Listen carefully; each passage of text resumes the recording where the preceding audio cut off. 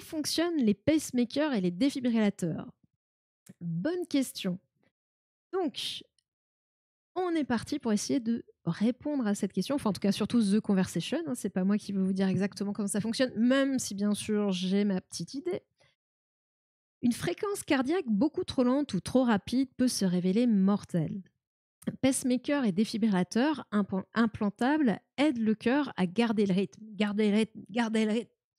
Fait penser, vous l'avez, c'est pour ceux qui ont la ref, pour les anciens en gros. Non, et pas que. C'était Mary Poppins. Voilà, si vous cherchiez dans votre mémoire, gardez le rythme, gardez le rythme. Bref. Mais quelle est la différence entre ces deux appareils? Et là, je vous avoue que j'ai pas forcément j'ai pas forcément la réponse à cette question. Le rôle du cœur est de maintenir un rythme cardiaque stable afin de pomper le sang pour l'envoyer dans tout l'organisme. Effectivement, c'est important. On a vu, ça fait le lien d'ailleurs directement avec ce qu'on vient de voir, les thromboses veineuses profondes, donc les veines et les artères. Le cœur, bah, c'est vraiment la machine au milieu qui va permettre de faire circuler justement le sang dans toutes ces tuyauteries. Au contraire, lorsque l'on fait de l'exercice ou en cas de stress, il accélère. Bah oui, parce qu'il va falloir que ce soit pour l'exercice ou le stress, puisque le stress à la base c'est fait pour réagir à quelque chose, soit fuir, soit se battre. Et ben, il faut avoir plus d'oxygène dans l'organisme. Et quand on fait de l'exercice, ben, on en consomme plus. Donc pareil, le sang, il a besoin de circuler plus vite. En tant que cardiologue spécialisé dans le diagnostic et le traitement des troubles du rythme cardiaque, lorsque je constate que le cœur d'un de mes patients n'est plus capable de maintenir une fréquence cardiaque correcte, il m'est possible de lui proposer l'implantation d'un dispositif qui va apporter une aide extérieure à cet organe essentiel. Alors, c'est vrai que je n'ai pas précisé non plus dans l'article qu'on vient de lire, mais ce qui est bien dans The Conversation, c'est que ce sont des scientifiques qui rédigent, enfin les personnes concernées en fait, qui rédigent l'article. Et là, c'est Virginia Singla, Clinical Assistant Professor of Cardiology, University of Pittsburgh. Donc voilà, elle parle vraiment de son vécu. Et effectivement, parfois, vous pouvez avoir des personnes qui vont avoir des troubles du rythme cardiaque où malheureusement, le cœur va avoir du mal à réguler de lui-même son rythme. Euh, je vais voir comment que va dire l'article derrière pour éviter de trop spoil. Deux options s'offrent généralement à moi, les stimulateurs cardiaques, aussi appelés pacemakers, et les défibrillateurs implantables. Les stimulateurs cardiaques assurent la bonne circulation du sang et de l'oxygène en cas de stress. Les défibrillateurs détectent quant à eux les fréquences cardiaques dangereuses élevées et lorsqu'elles surviennent, délivrent des chocs similaires à ceux utilisés lors d'une réanimation cardio-pulmonaire afin de redémarrer le cœur. Donc, le défibrillateur va vraiment s'occuper, parce qu'en fait, qu'est-ce qui permet au rythme, au chaton, tu sais que t'as pas le droit. Qu'est-ce qui permet au cœur de battre? En fait, le cœur, on a parlé brièvement quand on a parlé des muscles dimanche.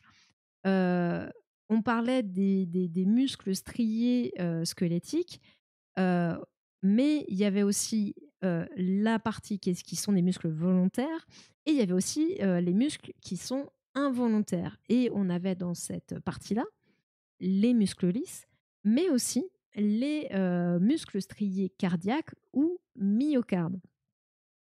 Et la propriété d'un muscle, c'est de pouvoir être stimulé, notamment par une stimulation nerveuse. Et c'est justement un juste équilibre dans les informations électriques qui vont être envoyées au cœur qui va permettre de maintenir ce rythme stable et qui va aussi permettre à ce rythme de s'adapter à l'exercice, au stress, etc. Donc principalement ces stimulations électriques, il y a aussi une stimulation hormonale Mais voilà, la plus rapide et la plus connue, et ce qui est utilisé au final dans le système du défibrillateur, c'est dur à dire, c'est vraiment la stimulation électrique. Donc le défibrillateur, il fait ça. Par contre, le pacemaker, stimulateur cardiaque, assure la bonne circulation du sang et de l'oxygène en cas de stress. Je vous avoue que pour moi, le pacemaker, c'était un stimulateur,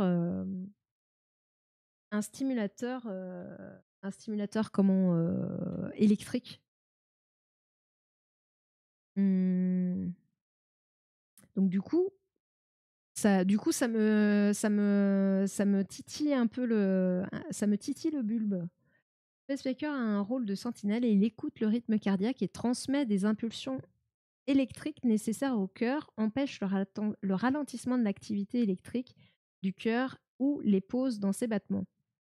Ok, donc en fait, c'est quand même, ça reste un stimulateur électrique. Ok. Sauf que l'un, il parle de ralentissement de l'activité électrique, alors que dans le cas des défibrillateurs, il parlait au contraire de fréquences dangereusement élevées. Donc l'un, tout de suite,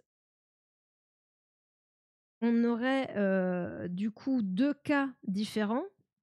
Une baisse du rythme cardiaque, où là, ce serait a priori plutôt le pacemaker qui serait privilégié, et une augmentation dangereuse du rythme cardiaque, le cœur s'emballe, hein, voilà, sans raison apparente, ou ce serait plutôt le défibrillateur. C'est ce que je comprends comme ça en première lecture. Après, on est vraiment au tout début de l'article, mais effectivement, comme je disais, pour moi, le pacemaker était un stimulateur électrique. Donc, c'est pour ça que j'étais un peu interpellée. Peut-être que vous aviez la même idée d'ailleurs là-dessus. Hein. Sauf quand vous avez de l'extrasystole, dans ce cas, ce sont des neurones présents dans le cœur qui permettent le relais, alors que parfois, elles ne devraient pas. Oui, les extrasystoles, alors après, je ne vais pas rentrer dans tout le détail des battements, parce qu'il faudrait que je creuse un peu plus pour éviter de vous dire trop de bêtises. Effectivement, ça peut arriver. Et sur le fait que ce soit des neurones qui soient présents vraiment directement sur le cœur, en fait, tout à l'heure, je regardais un peu ça, parce que je voulais savoir, voilà, là vous avez le système nerveux, donc en jaune, hein.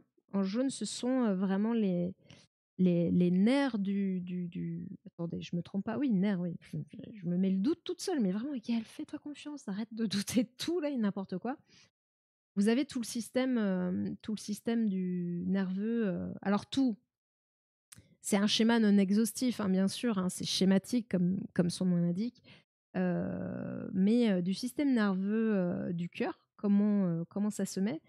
Et on voit que dans tout, il y a les ventricules et oreillettes. Alors, lequel est qui? J'ai un gros doute là d'un coup. Je dirais oreillette en haut, ventricule en bas, mais ouais, c'est ça. Oreillette en haut et ventricule en bas. J'avais un petit doute. Donc on voit quand même que le système nerveux du cœur est partout, avec plus ou moins d'importance. Là, on a un petit retour, etc. Mais on en voit partout. Là, sur ce schéma, en tout cas, il n'y a pas... il n'y a pas de neurones spécifiques. Enfin, faudrait que je creuse là-dessus, pour pas dire de bêtises.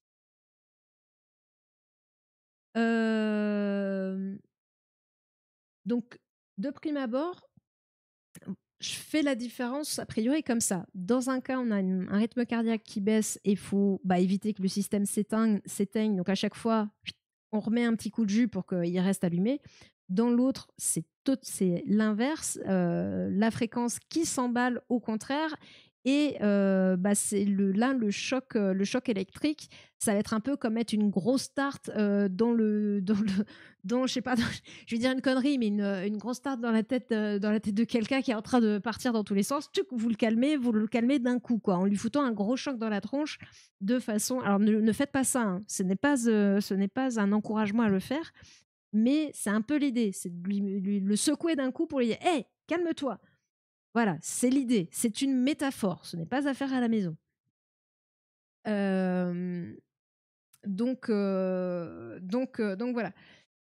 Pour comprendre comment fonctionnent ces dispositifs, il faut savoir comment fonctionne le système électrique du cœur et où peuvent survenir les dysfonctionnements. Donc peut-être qu'en fait, ça va répondre à nos questions, Kéros, et peut-être qu'elle va parler effectivement des extrasystoles. Le système de stimulation du cœur. Les fréquences cardiaques anormalement lentes résultent de défaillances dans deux zones principales du cœur.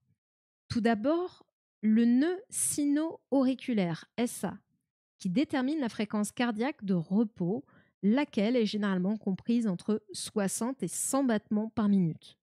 Vous aviez peut-être ce chiffre en tête de fréquence cardiaque au repos, autour de 60-100 battements. Parfois, ça peut être un peu moins. Vous avez des personnes qui peuvent descendre même en dessous des 50. Et chez d'autres personnes, ça peut être un petit peu plus, quoi. Après, c'est tenir. Ok, bon courage, Arcator. Bonne soirée. Merci d'être passé. Donc c'est assez variable. Bien sûr, il faut tenir compte de l'âge de la personne. Est-ce qu'il y a une pathologie? Enfin voilà, il y a plein de choses à prendre en compte. Mais c'est sûr que si vous avez, je ne sais plus qui parlait de ses soucis de cœur quand il était jeune, la dernière fois. Mais être à plus de 100 battements au repos, bien sûr, chez chez un très jeune, peut-être que je crois que c'est Schtroumpf. Peut-être que voilà, il faut peut-être se renseigner, creuser un petit peu. Et dans d'autres cas, peut-être que voilà, c'est tout à fait normal. Cette fréquence de base est nécessaire pour assurer une circulation sanguine permettant le bon fonctionnement du corps. Des niveaux élevés de certaines hormones, telles que l'adrénaline, hein, comme je vous disais, il est aussi sensible à la stimulation hormonale, et la sérotonine qui circule dans l'organisme peuvent augmenter la fréquence cardiaque au-delà des niveaux de repos. Donc voilà, il n'y a pas que le système nerveux, il y a aussi le système hormonal qui va avoir une influence. Ah bah il est là, je me disais parce que j'avais bien vu qu'il y avait des nœuds. Ce fameux nœud sino-auriculaire, il est situé ici. Voilà, c'est la petite bouboule jaune ici. Donc nœud parce qu'on voit que c'est au croisement, vraiment, ça vient regrouper les différentes branches ici. Le faisceau, bon, on va pas rentrer dans le nom, mais pour que vous puissiez visualiser, le nœud sino-auriculaire, il est là. Hum, hum, hum, hum. Les athlètes ont souvent une fréquence cardiaque au repos plus faible que la moyenne en raison du conditionnement physique accru que leur confère l'entraînement. Euh, Moi, ça m'est arrivé de faire bugger comment bon, c'était quand j'étais plus jeune, mais même là, la dernière fois, je crois que je suis descendue à 48. Et là, j'étais descendue à 42 ou 43 battements par minute. Et du coup, la machine, elle a commencé à sonner. L'infirmière est arrivée et en fait, elle m'a dit non, mais c'est rien, c'est normal. Je dis mais pourquoi ça sonne? Pourtant, je vais bien et tout. Non, mais c'est parce que vous êtes descendu de très bas. Voilà, c'est tout. Mais effectivement, le fait de s'entraîner va aussi avoir un impact sur le rythme cardiaque au repos, puisque il va être, il va être entraîné, quoi. C'est un muscle, hein. Comme tout autre muscle, le cœur peut en effet s'entraîner et ainsi devenir plus fort. Parce qu'il fonctionne plus efficacement, le cœur des athlètes a globalement besoin de moins de battements pour assurer la circulation. On revient, c'est parce qu'il est plus efficace. Un battement va être plus efficace que le battement d'un cœur moins entraîné, tout simplement. Hop, ah bah là, ils le mettent, le S1, et on va nous parler d'Avénode. Ok. La seconde zone clé du circuit électrique du cœur est le nœud atrioventriculaire. C'est lui qui reçoit l'information sur la vitesse des battements cardiaques du nœud sino-auriculaire et qui les transmet aux ventricules, les régions du cœur qui permettent de pomper le sang dans tout le corps. Donc, ça, c'était notre nœud. Ah, c'était notre nœud sino-auriculaire. Hop, le nœud sino-auriculaire et l'atrioventriculaire, pardon. Et on voit que le nœud là, il est au niveau de l'oreillette. Et ce nœud-là, il va envoyer les infos aux deux ventricules, ici et là. C'est peut-être plus facile à voir. Je vais essayer de vous le... Je sais pas si je vais si je vais le trouver, il est là. Voilà, le nœud atrioventriculaire. Et on voit, alors c'est plus clair sur le schéma hein, de The Conversation, mais que vraiment celui-là, il est au niveau des oreillettes. Il communique avec l'atrioventriculaire qui, lui, envoie l'information électrique au niveau de chaque ventricule qui vont pomper le sang dans tout le corps, quoi. Je répète la phrase. Hein. Lorsque le nœud atrioventriculaire dysfonctionne, les ventricules ne reçoivent plus le signal électrique du nœud sino-auriculaire qui leur indique de pomper et de créer un battement cardiaque. Le résultat est un dangereux ralentissement de la fréquence cardiaque.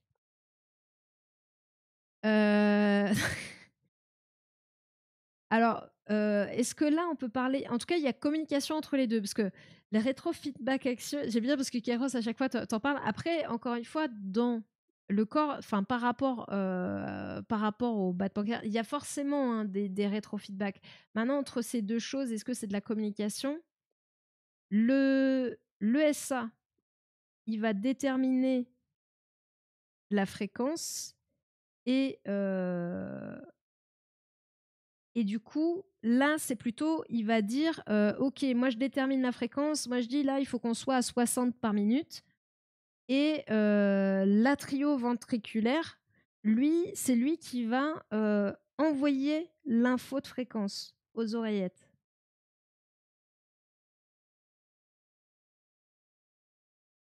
Donc, là, je vois pas en soi, là, en disant ça, il n'y a pas de rétrofeedback. Mais connaissant le corps humain, il y a forcément un petit circuit de de rétroaction pour justement vérifier que tous les capteurs... Parce que là, on nous a dit, le SA, il détermine la fréquence cardiaque, mais il se base forcément sur des infos. Il ne fait pas sens du vent, il fait pas tout seul ça dans son coin. Tout ça est régulé. Donc, il y a un système en parallèle. Je ne sais pas si elle va en parler, rentrer dans les détails, mais il y a forcément un système en parallèle pour arriver à la détermination de la fréquence cardiaque, quoi.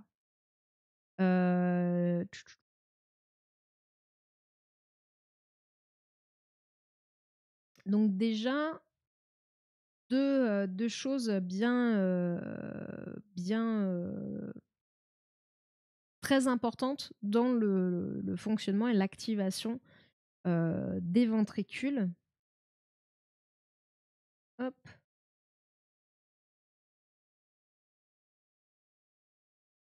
Hop. Tac. Les risques d'une fréquence cardiaque trop lente. J'ai fini le premier, hein? Oui, j'ai fini. Le risque d'une fréquence cardiaque trop lente. Si la fréquence cardiaque de repos est anormalement basse ou ne s'accélère plus en réponse aux fluctuations hormonales, les stimulateurs cardiaques peuvent aider à maintenir la circulation sanguine et donc l'apport en oxygène. Parce qu'effectivement, il y a le système nerveux, il y a le système hormonal et par exemple, en cas de stress, va y avoir le système nerveux, mais va y avoir aussi augmentation d'adrénaline, etc., pour accélérer le cœur. Donc c'est pour ça que si par exemple, je suppose que J'adore la science. et merci pour le follow, Brice, et bienvenue.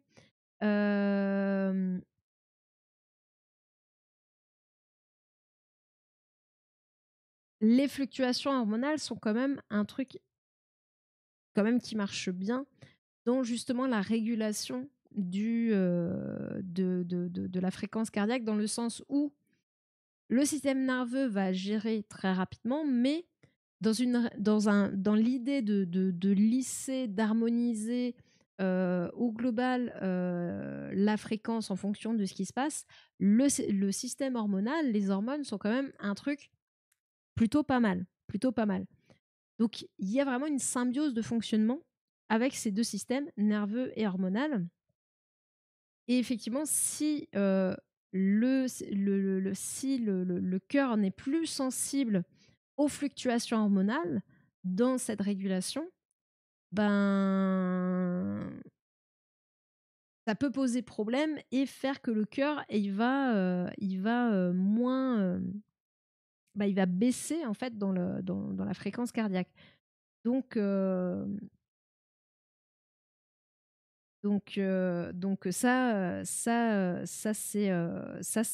peut être catastrophique, quoi. Puisque, on rappelle, hein, il faut envoyer du sang régulièrement au corps pour qu'il vienne oxygéner les organes, les cellules, etc. Et qu'il apporte tout plein de choses nécessaires au bon fonctionnement de notre corps. Classiquement, ces systèmes se composent d'une batterie et de 2 fils capables d'envoyer et de recevoir des signaux électriques. Lors de la pause, le chirurgien place l'un des fils près du nœud sino-auriculaire, donc celui qui détermine la fréquence cardiaque, et l'autre dans un des ventricules du cœur. Donc, il vient se placer ici un fil et un autre au niveau du ventricule. Là, parce que c'est celui qui détermine la fréquence, et directement là, je suppose, pour chanter l'atrial ventriculaire qui n'enverrait pas le bon signal de contraction. L'activité des nœuds sino-auriculaires et atrioventriculaires ralentit naturellement avec l'âge. Il peut arriver que ce ralentissement soit plus important qu'attendu, ce qui se traduit par un ralentissement de la fréquence cardiaque. Hop, je me mets des petites notes. Et du coup, certaines maladies, comme la maladie de Lyme ou des problèmes de thyroïde, peuvent aussi ralentir le rythme cardiaque. Problème de thyroïde, la thyroïde, c'est un élément important au niveau hormonal. Donc effectivement, dérèglement des hormones, dérèglement potentiel du rythme cardiaque, puisque les hormones ont un impact sur le rythme cardiaque. La maladie de Lyme, certainement, dans le fait, il me semble que ça crée des inflammations. Donc, si ça touche le système nerveux, ça peut détraquer le système nerveux du cœur, peut-être. Après, est-ce que ça a un impact sur le système hormonal? Là, je ne saurais pas trop dire. Maladie de Lyme, il faudrait que je me penche un peu plus dessus, parce que les symptômes peuvent être assez variés. Mais voilà, vous pouvez avoir d'autres causes que l'âge qui viennent détraquer le rythme cardiaque. Toutefois, dans de tels cas, il n'est pas nécessaire de recourir à la pose d'un stimulateur cardiaque. D'autres traitements sont alors mis en place. Oui, chez les personnes âgées, c'est une baisse d'activité électrique de ce qui permet au cœur de se contracter. Donc quand même, ce qui permet au cœur de se contracter, c'est quand même le signal électrique, l'impulsion électrique. Sauf que là, dans le système chez les personnes âgées, enfin chez certaines, ce système-là baisse en régime. Donc là, vous allez avoir besoin de le stimuler. Mais si c'est lié à autre chose, peut-être troubles au niveau des hormonales, des inflammations ou autre, ça peut potentiellement être géré différemment. Puisque là, dans ces cas-là, a priori, le système électrique n'a pas de souci, ça se passe en dehors. Hop. Donc là, il nous montre comment on va implanter. Ah oui, tout à l'heure, il nous disait, donc là, une électrode. Donc on a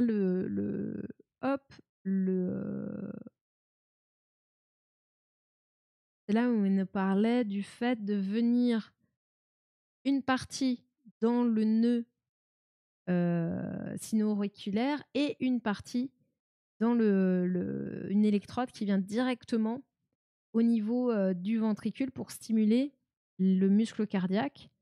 Et voilà. Hop, j'essaye de comprendre pourquoi il y a 2 schémas différents, mais peut-être que ça va nous être expliqué tout à l'heure. Ah oui, là, la différence. Elle va peut-être nous expliquer, parce que tout à l'heure, elle nous parlait du nœud sino-auriculaire et atrioventriculaire, qu'il y avait 2 branches. Donc ça, ce serait le double lead pacemaker. Et vous pouvez avoir aussi, a priori, un single lead pacemaker où on a juste une stimulation au niveau du ventricule. Les électrodes des stimulateurs cardiaques sont implantées directement dans le cœur. Ok, ça on avait, on avait remarqué. Et du coup, ça passe, ça passe par la tuyauterie. Electrode insert into vein leading to heart, une veine qui va jusqu'au cœur. Quand la fréquence cardiaque est trop rapide, là on a vu quand la fréquence cardiaque est trop basse. Quand elle est trop rapide, comme les stimulateurs cardiaques, les défibrillateurs cardiaques sont constitués d'une batterie et de fils qui enregistrent la fréquence cardiaque. Cependant, au lieu de s'occuper des rythmes trop longs, les défibrillateurs sont programmés pour détecter les fréquences trop rapides, généralement autour de 200 battements par minute. Pour rappel, dans l'idéal, votre fréquence max est censée être de 220 battements moins votre âge. Voilà, c'est pour vous donner une idée. Après, c'est des choses à respecter dans le cadre, d'essayer de respecter, de pas trop venir titiller ça quand vous faites une activité physique. Enfin, ça vous donne une idée, hein, c'est pas du pile poil. Hein. Mais là, on va plus parler d'un cœur qui va s'emballer pour rien, quoi, sans raison particulière. Et ça, c'est pas bon aussi, quoi. Ce type de problème est souvent causé par une tachycardie. Tachycardie, c'est l'augmentation du rythme cardiaque, là en particulier une tachycardie ventriculaire ou par une fibrillation ventriculaire, des troubles potentiellement mortels qui résultent d'un battement trop rapide ou anarchique des ventricules. Ça peut battre très très vite et ça peut battre aussi un peu n'importe comment. Et là, il faut regarder la façon dont ça bat, avec quelle régularité même ça va. L'inverse de la tachycardie, c'est la bradycardie. Quand il y a un ralentissement, on parle de bradycardie.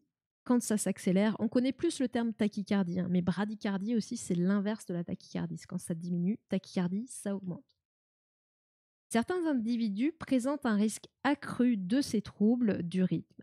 La fibrillation ventriculaire est suspectée d'être responsable de nombreux cas de mort subite chez les athlètes et chez les jeunes. Donc c'est quand même pas rien. De toute façon, le cœur, oui, dès qu'il y a un pépin, c'est quand même pas cool. Alors je sais pas qu'est-ce qu'il y a sur la vidéo. Je vous propose qu'on regarde ça quand même. Ça va être intéressant. Il n'y a pas de raison que ça ne le soit pas. If problems occur with your heart's electrical system, you may develop an abnormal, potentially life-threatening heartbeat called arrhythmia. Your doctor may want you to have an implantable cardioverter defibrillator, or ICD, to restore the heart's normal rhythm and prevent sudden cardiac death. During the procedure, your doctor will thread a small wire through a vein until it reaches your right ventricle. The wires continuously monitor the heart's rhythm. After verifying the wire is in the correct location and works properly, your doctor will attach the wire to the ICD generator. En fait, then your doctor will insert the ICD device under the skin of your chest below the collarbone. Jusque dans le cœur. The battery-powered ICD constantly monitors your heartbeat using a computer.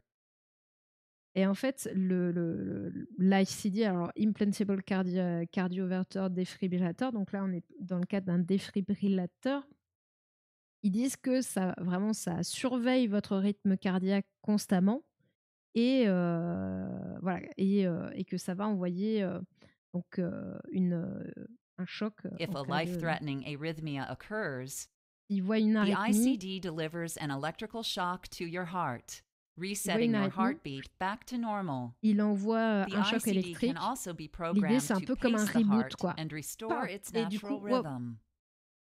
ça revient à la normale. C'est vraiment l'idée du choc pour faire une sorte de reboot, quoi.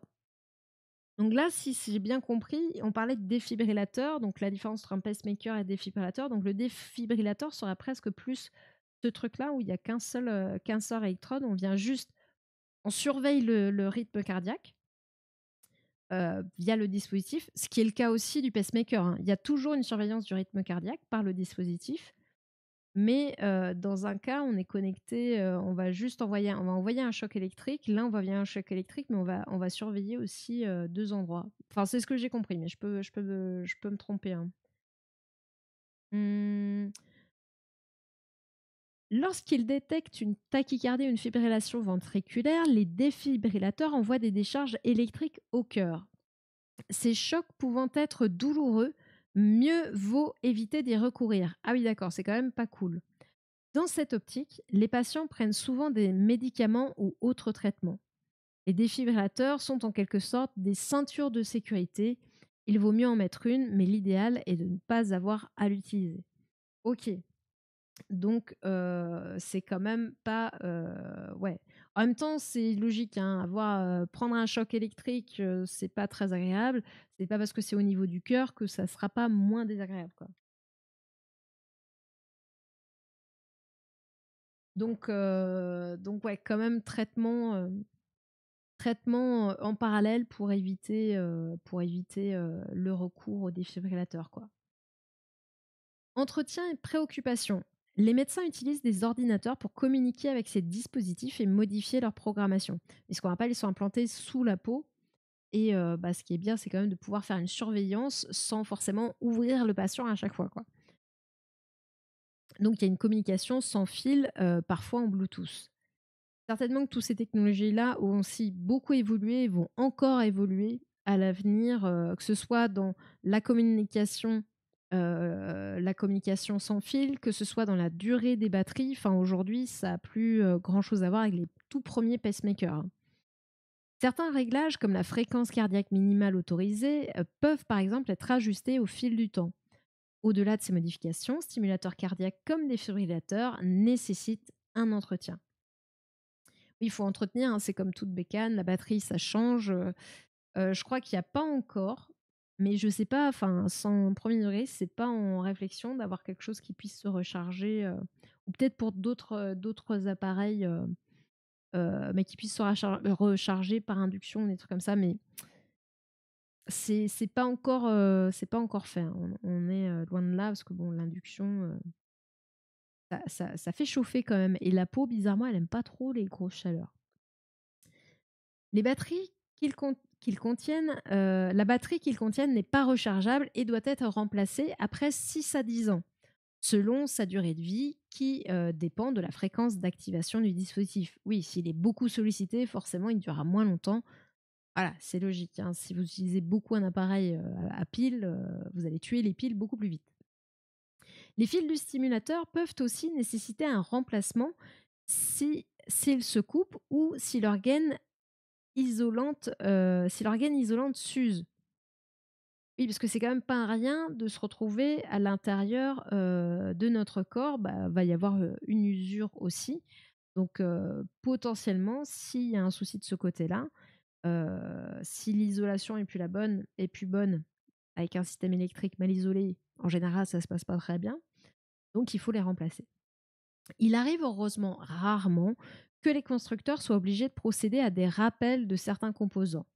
Cependant, dans la majorité des cas, le remplacement n'est pas obligatoire, même si dans un tel cas de figure, la mise en place d'une surveillance spécifique peut s'avérer nécessaire. Oui, c'est vrai que Enfin, j'espère qu'ils font quand même, à mon avis, de bons tests en amont parce qu'effectivement, c'est quand même une opération, c'est quand même de la chirurgie pour la mise en place. Donc, si on peut éviter d'ouvrir sur des patients qui ont des problèmes cardiaques, donc chez qui on n'a pas forcément envie de les anesthésier tous les 4 matins non plus, si on peut éviter de repasser sur le billard pour changer tout le dispositif, c'est peut-être pas plus mal. De fait, de porter de tels dispositifs requiert d'en informer le personnel médical, notamment lors du recours à certaines technologies d'imagerie telles que l'IRM, qui peuvent modifier le fonctionnement du stimulateur cardiaque et des défibrillateurs si elles ne sont pas manipulées avec précaution. Parce que dans l'IRM, il faut éviter, c'est un espèce de gros aimant qui va tourner, il faut éviter tout ce qui va être électronique, etc. Enfin, l'électronique et le magnétique a fait pas bon ménage. En effet, je spoil, je suis désolée, je spoil. En effet, les IRM créent des impulsions électromagnétiques que les appareils cardiaques peuvent interpréter à tort comme des battements du cœur. Ah oui, il croit que. Donc ça veut dire que soit il va croire que tu bats trop, et auquel cas, boum, envoi d'une décharge, et on a vu que des défibrillateur, c'était pas très agréable. Soit est-ce qu'il peut croire que tu bats moins bien. Je pense que le nombre de tours que ça fait, à mon avis. Bref, donc pas cool. Dans tous les cas, pas cool. Les appareils cardiaques récents sont conçus de façon à tenir compte de ces facteurs, mais en fonction des circonstances, ils peuvent requérir une modification de leur minutieuse programmation. Donc ouais, avant de faire passer un IRM à quelqu'un qui a un pacemaker ou un défibrillateur, il faut quand même l'anticiper. Ma grand-mère avait le même modèle qu'ils ont montré. Je le sais parce que quand ils l'ont changé, ils lui ont donné l'ancien. Ah ouais? Trop cool. Enfin, je sais pas si c'est trop cool, je sais pas ce qu'il faut en penser, mais moi je trouve ça trop cool. Après, n'empêche que il y a un truc entre les deux. J'ai bien compris les différences. Dans un cas, ça va s'occuper des battements trop lents et dans l'autre, au contraire, des battements trop rapides. Mais j'ai l'impression que le pacemaker, c'est celui qui va se retrouver au niveau du nœud sino-auriculaire, plus dans le ventricule, alors que le défibrillateur va être uniquement dans le ventricule. Dites-moi si vous avez compris à peu près la même chose que moi. Après, vous êtes peut-être biaisé parce que c'est ce que je dis depuis le début, mais j'ai quand même un petit doute parce que sur l'image montrant le pacemaker, on avait pacemaker double machin et simple machin, et c'était à chaque fois pacemaker. Donc, je sais pas. Il y a peut-être pas de nom différent. On n'appelle pas ça peut-être un défibrillateur en anglais, mais un pacemaker single ou double, quoi. Je sais pas. Je sais pas. Ces dernières années, le développement de systèmes de gestion basés sur le cloud a mis la sécurité au centre des préoccupations. En effet, si ces systèmes permettent aux médecins de récupérer les informations médicales en temps réel, la question de leur piratage éventuel se pose. Oui, en fait, je suis même pas allée assez loin tout à l'heure quand je parlais de communication à distance avec le matériel. Aujourd'hui, on part sur des pacemakers et autres qui permettraient aux médecins qui suivent le patient de récolter les données pour faire le suivi de son patient sans même voir son patient puisque il pourrait les télécharger sur le cloud. Mais le problème, et c'est la question sur les données de santé, sur les données bancaires, sur plein de données personnelles, la question du piratage, elle est partout aujourd'hui. Donc, de pouvoir avoir accès, je ne sais pas s'il le ferait aussi de donner l'appareil. Peut-être qu'il faudrait demander. Il faut peut-être le demander, tout simplement. C'est quand même super cool d'avoir accès, que le médecin puisse avoir accès à distance à ces données.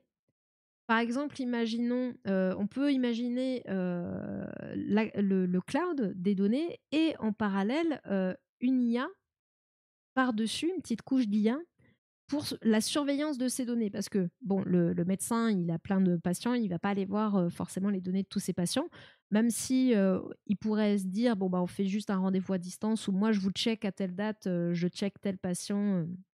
je check les résultats de son défibrillateur. Donc déjà ça évite quand même aux patients et aux médecins de se caler, le patient se déplace plus et le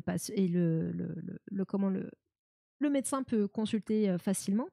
Et si vous rajoutez aussi une petite surveillance à base d'IA ou je sais pas quoi, ou que dès qu'en fait certains indicateurs sont dans certaines zones, bah là le médecin en est informé, bah ça veut dire que on va pouvoir prendre beaucoup plus rapidement un problème éventuel en charge. Au lieu d'attendre le prochain rendez-vous, bah le médecin va être informé très rapidement et il va pouvoir appeler son patient et dire bah là il faut que vous passiez, il y a un souci. Il y a un souci. Donc c'est quand même c'est quand même très pratique. Mais il y a la question du piratage. Les stimulateurs cardiaques et les défibrillateurs évoluent constamment, notamment pour tirer parti de l'évolution des technologies médicales et non médicales. Pour les concevoir, des équipes d'ingénieurs s'appuient sur des médecins qui savent qui bénéficiera de cette technologie et comment programmer le logiciel pour qu'il réponde au mieux aux besoins de chaque patient et de chaque situation. Lorsqu'ils sont utilisés correctement, ces dispositifs améliorent non seulement la qualité de vie, mais aussi l'espérance de vie des patients. Donc oui, c'est vrai qu'un cœur qui bat, entre guillemets, normalement, qui bat bien et qui continue de battre, c'est quand même pratique. C'est quand même pas mal.